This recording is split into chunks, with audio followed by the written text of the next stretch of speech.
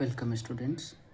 आज हम इस वीडियो में आर.एस. अग्रवाल क्लास 6 का मैथ सॉल्व करेंगे, जिसमें हम चैप्टर 2 को सॉल्व कर रहे थे और उस चैप्टर 2 का जो नाम था वो मल्टीप्लिकेशन और फैक्टर चैप्टर था। और इस चैप्टर में हमने एक्सरसाइज 2A को कंप्लीट कर लिया है। इसके साथ ही साथ एक्सरसाइज 2B को भी कंप्लीट कर लिया है और अब हम आज एक्सरसाइज 2C को सॉल्व करेंगे। इस एक्सरसाइज 2C में प्राइम फैक्टराइजेशन है, मतलब इसका हिंदी होता है अभाज्य गुणनखंड। तो आइए देखते हैं कि अभाज्य गुणनखंड को कैसे बनाया जाता है। उससे पहले आपसे रिक्वेस्ट है कि अभी तक आपने हमारे चैनल को सब्सक्राइब नहीं किया है तो कृपया चैनल को ज़रूर सब्सक्राइब कर लें, ताकि जो भी इस पर लेटेस्ट अपडेट दिया जाता है वो आप तक पहुंच सके। चलिए शुरू करते हैं एक्सरसाइज 2C। 2C में कहता है कि give the prime factorisation of each of the following numbers. यहाँ जो नंबर दिया गया है उसका प्राइम फैक्टराइजेशन करना है। अभाज्य गुणनखंड हिंदी होता है। कैसे बनाएंगे देखते हैं। क्वेश्चन नंबर पहला, और पहला में क्या है 12 है।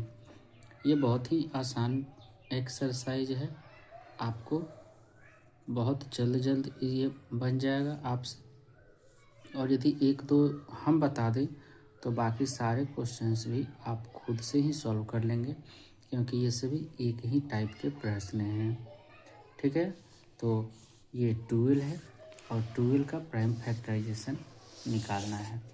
प्राइम फैक्टराइजेशन निकालने के लिए आपको करना क्या होगा, थोड़ा सा ध्यान दीजिएगा कि सबसे पहले हम जो सबसे छोटी संख्या होती है उससे इसको फैक्टराइज करें।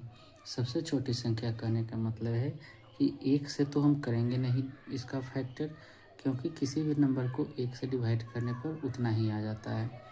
तो कहाँ से शुरू करेंगे, 2 से।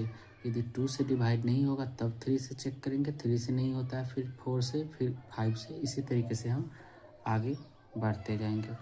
तो हम 1 को छोड़ करके यहाँ 2 से यदि फैक्टराइज करें तो 2 से 6 टाइम्स में हो जाएगा। अब ये 2 से भी डिवाइड हो जाएगा और 3 से भी डिवाइड हो जाएगा। तो आप क्या करेंगे, यहाँ पे 3 नहीं, पहले 2 से डिवाइड करिएगा।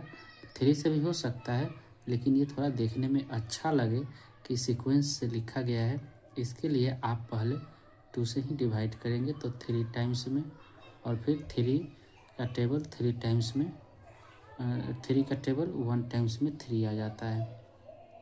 ये हो गया। अब आप क्या करेंगे, इसको इस तरीके से लिखेंगे 12 इक्वल टू, ये जो साइड में आया है ये हमारा प्राइम फैक्टराइजेशन है, यही 2 इंटू 2 इंटू 3। यहाँ पे 1 को छोड़ के यदि कोई दूसरा नंबर होता तो इसको भी लिख लेते, क्योंकि 1 यहाँ लिखेंगे तो मल्टीप्लाई करने पर सेम नंबर आ जाता है, इसीलिए 1 को छोड़ देंगे। चेक करने का तरीका क्या है कि हम सही बनाए हैं कि गलत। तो जो ये प्राइम फैक्टर आया है इसको मल्टीप्लाई करके चेक कर लेने पर 12 यदि आ जाता है तो हम समझ लेंगे कि हमने सही सॉल्यूशन किया है। तो मल्टीप्लाई करके देख लेते हैं, 3 2 जा 6, 6 2 जा 12। आप इसको इस तरीके से भी लिख सकते हैं, दो बार लिखा हुआ है, यानी 2 का स्क्वायर इंटू 3, ऐसे भी लिख सकते हैं। और ये दोनों ही कंडीशन में आपका आंसर सही है, या तो आप इतना भी लिख कर छोड़ सकते हैं। ठीक है, दूसरा नंबर क्वेश्चन कहता है, क्वेश्चन नंबर 2, कि इसमें 18 है। यहाँ पे हम 18 को भी इसी तरीके से सॉल्व कर लेंगे। क्या बताया गया, सबसे पहले छोटी संख्या से, ये 2 से भी डिवाइड हो जाएगा, 3 से भी हम यहाँ लिख सकते थे, तो नहीं, सबसे छोटी संख्या से पहले शुरू करेंगे 9 टाइम्स में, फिर 3 से 3 टाइम्स में, फिर 3 से 1 टाइम्स में। अब नहीं कटेगा तो क्या लिखेंगे हम, 18 इक्वल टू 2 इंटू 3 इंटू 3। आप इसको ऐसे भी लिख सकते हैं, 2 इंटू 3 का स्क्वायर। ठीक है, बहुत सिंपल है। क्वेश्चन नंबर 3 को हम सॉल्व करते हैं। 3 में है 48, ये तो आसान है, आप लोग इसको खुद से सॉल्व कर लेंगे। एक थोड़ा बड़ा वाला नंबर को हम सॉल्व कर लेते हैं, मतलब क्वेश्चन नंबर 11 को हम सॉल्व करके चेक कर लेते हैं। क्वेश्चन नंबर 11 का 1 2 2 4।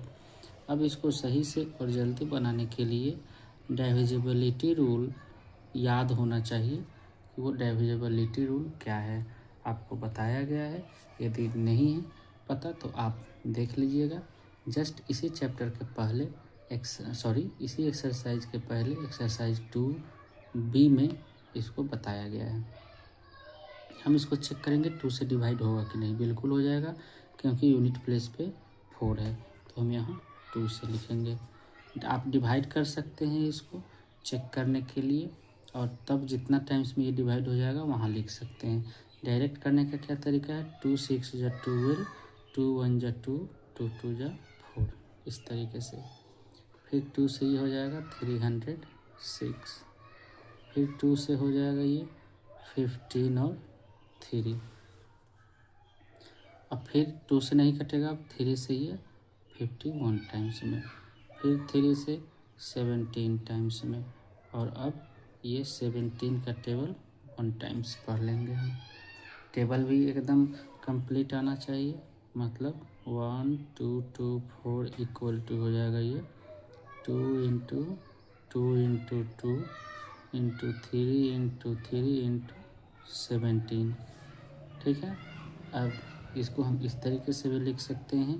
2 का पेयर है तो 2 का स्क्वायर क्यूब है तो 2 का क्यूब इंटू 3 का स्क्वायर इंटू 17।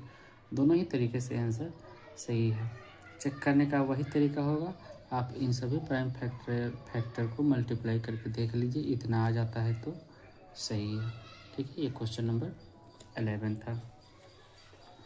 आगे और चेक कर लेते हैं, ये सारा उसी तरीके से बन जाएगा। एक और हम बता देते हैं और आप उसको खुद से सॉल्व कर लेंगे। हम एक 18 नंबर को सॉल्व कर देते हैं, और क्वेश्चन नंबर 18 में 4 3 3 5। इसमें क्या कहता है कि यहाँ पे आपको डिविजिबिलिटी रूल पता होना चाहिए। ये यूनिट प्लेस पे 5 है तो 5 से तो डिवाइड हो ही जाएगा, 2 से नहीं डिवाइड होगा। 3 से हम चेक कर लेते हैं डिवाइड हो रहा है कि नहीं। तो 3 से रूल्स क्या है, सबको आपस में जोड़ देंगे। 5 3 8, 8 3 11, 11 4 15, जोड़ने पर 15 आता है, और 15 3 से डिवाइड होता है तो हम 3 से कर लेते हैं। 3 एकम 3, 3 चौके 12, 3 चौके 12 और 3 5 15 हो गया। 3 से डिवाइड, अब ये कितना से डिवाइड होगा, तो 3 से नहीं, अब डायरेक्ट हम 5 से कर लेते हैं। 5 दूना 10, 5 8 40 और 5 9 45। अब ये कितना से डिवाइड हो जाएगा, अब ये 17 का स्क्वायर है तो 17 को 17 से हम कर लेंगे इसको 1 टाइम्स में। हो गया 4 3 3 5 equal to 3 into 5 into 17 into 17। इस तरीके से आप इसको लिख सकते हैं और सॉल्व कर सकते हैं। ठीक है, इन सभी प्रश्नों को, इसमें टोटल 20 क्वेश्चंस हैं, आप इन सब को खुद से भी बना सकते हैं, एकदम सिंपल है। यदि आपको कहीं भी डाउट होता है कि हाँ इसमें कहीं प्रॉब्लम है, कोई सा भी नंबर, तो आप कमेंट में उसे लिखें और सेंड कर दीजिए, हम उसका आंसर बना के भेज देंगे। ठीक है, उम्मीद करता हूँ वीडियो आपको पसंद आया होगा। तो आपसे रिक्वेस्ट है कि चैनल को अभी तक आपने सब्सक्राइब नहीं किया है तो लाइक शेयर और सब्सक्राइब ज़रूर करें, और आप खुद से इन सभी को बना करके देख लीजिए। धन्यवाद।